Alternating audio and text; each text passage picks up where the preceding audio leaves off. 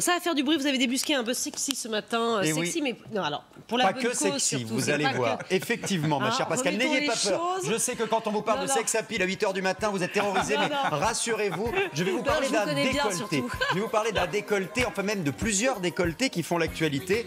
Mais contrairement effectivement à ce que cette petite musique peut laisser entendre, ça n'est pas seulement une chronique sexy que je vous propose ce matin, mais bel et bien une chronique politique. Un hashtag a fait son apparition.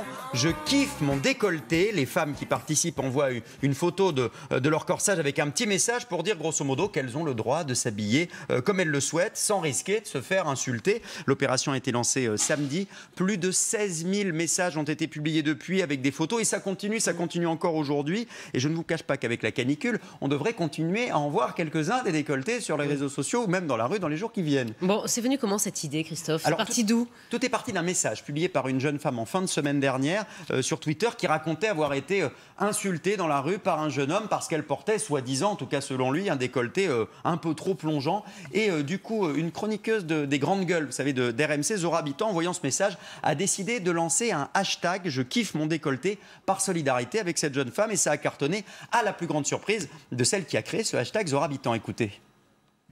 Je ne m'attendais absolument pas à un déferlement, on va dire un enthousiasme aussi important, parce qu'il y a eu énormément de participation. Et ça, c'est plutôt rassurant.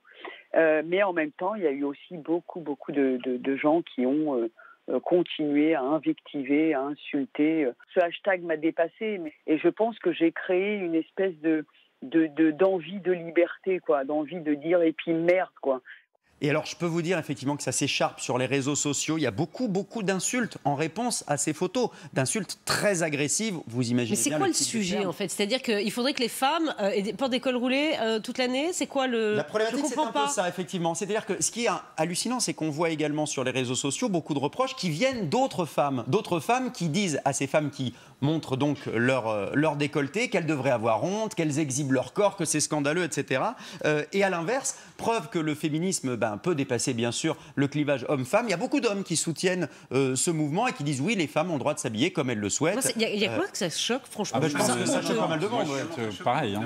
Ah oui. Et alors, les garçons, justement, en solidarité, ont lancé un hashtag « Je kiffe mon torse ». Regardez ces quelques images, ça va vous plaire aussi, Pascal. Oui. Un peu de sex appeal. Voilà, regardez, il y a des torses musclés. Et voilà, il y en a pour tous les goûts. Hein, vous les avez sélectionnés? Non, pas tous.